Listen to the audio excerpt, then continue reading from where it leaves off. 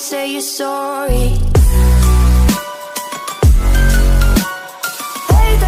Assalamualaikum warahmatullahi wabarakatuh. Baik, di sini balik lagi dengan saya Roni Aurel Sofira Bayan.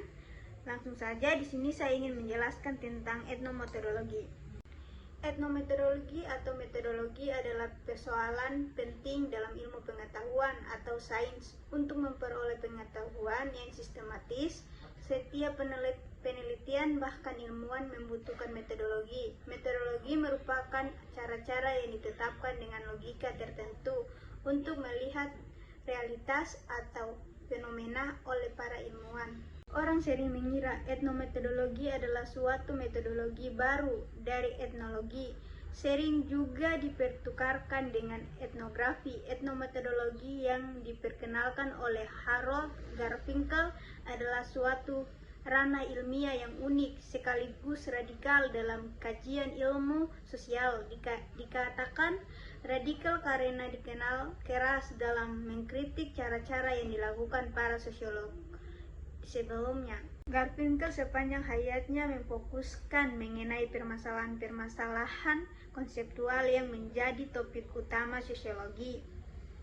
Isu ini ialah mengenai tindakan sosial, hakikat intersubjektivitas, dan pembentukan pengetahuan secara sosial.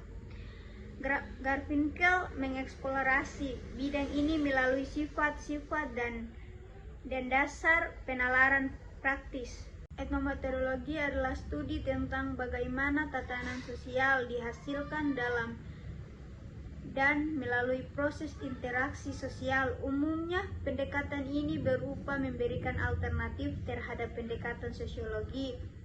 Arus utama dalam pembentukannya yang paling radikal. Hal ini menimbulkan tantangan terhadap ilmu-ilmu sosial secara keseluruhan. Harold Garfinkel memperkenalkan etnometodologi sebagai suatu kajian dan metode untuk pertama kalinya pada tahun 1967 untuk menemukan hal-hal yang dilakukan orang-orang dalam situasi tertentu. Metode yang mereka gunakan untuk menciptakan keteraturan kehidupan bermasyarakat yang terpola, namun penerapannya telah ditemukan dan dalam banyak disiplin ilmu terapan seperti disalin, perangkat lunak, dan studi manajemen. Metode etnometodologi lahir pada masa modern atau zaman kemasan perkembangan penelitian kualitatif. Pada masa itu terjadi proses formalisasi pendekatan kualitatif dan pertumbuhan jenis metode interpretatif yang baru. Harold Garfinkel di pertengahan tahun 1950-an memperkenalkan istilah etnometodologi dalam bidang penelitian sosial yang merupakan inspirasi atau kreasi dari sosiologi fenomenologi.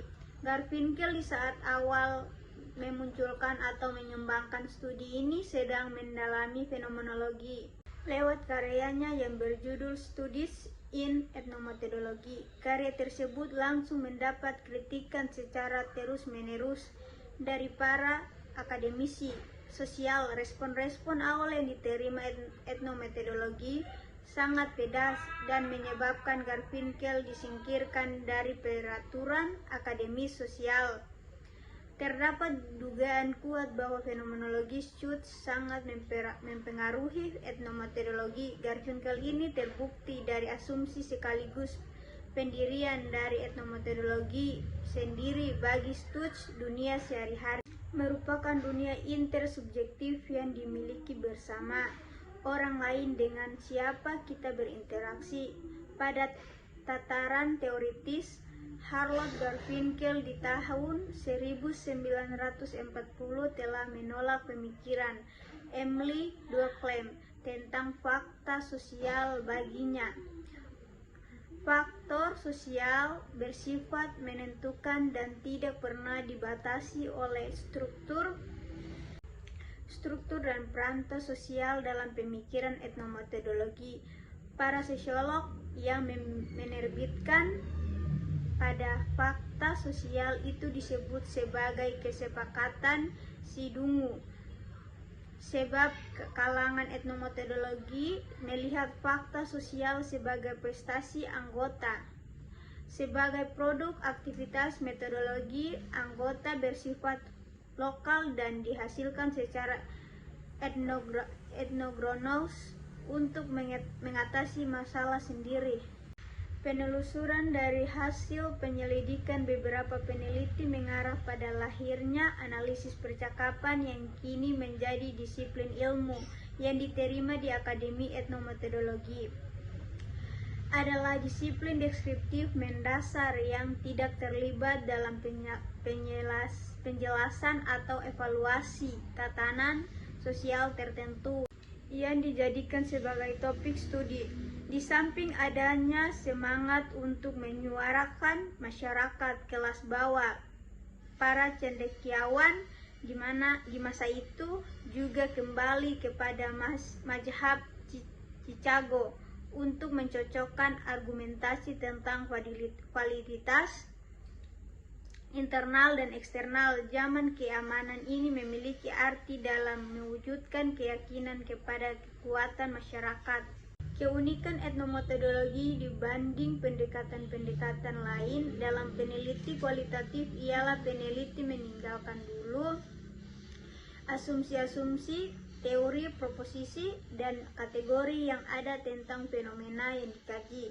Sedangkan pendekatan lainnya ialah peneliti melihat fenomena dengan sudah terbekal asumsi-asumsi atau bahkan teori yang dianggap dapat membelenggu kebebasan peneliti dalam memahami fenomena yang sedang dikaji. Dengan keluasan itu, peneliti dapat memaknai realitas dengan jernih karena tanpa investasi teori sebelumnya.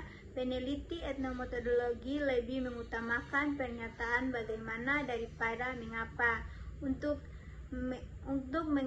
menggali makna yang dikandung dalam realitas yang diteliti. Dalam studi etnometodologi cukup sederhana cara melihat validasi karena biasanya di sini tidak digunakan cara-cara konvensional dalam mengukur suatu konsep. Sebagai contoh, etnometodologi melihat konsep alienasi lebih mendekat teknik grounded theory.